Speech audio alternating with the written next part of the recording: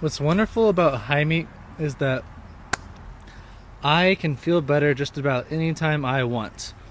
Because I know about this, a lot of the time you're depressed because of physiological reasons, not mental reasons. A lot of the time, it's your physical body that's producing the depression, not your life.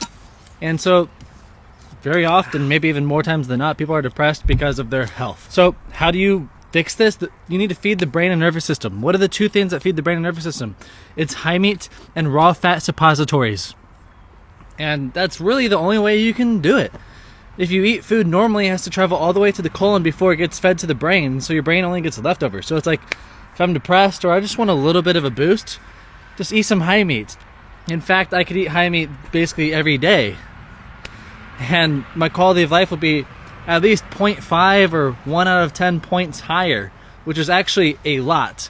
Even if sometimes the effects are only subtle, it still makes a big difference, and sometimes it's super obvious. Like, I have this one friend, a year and a half ago, I fed him high meat. It completely changed his entire life. He felt better than he has ever.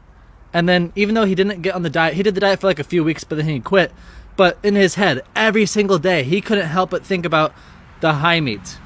And that gave him hope to continue in his life.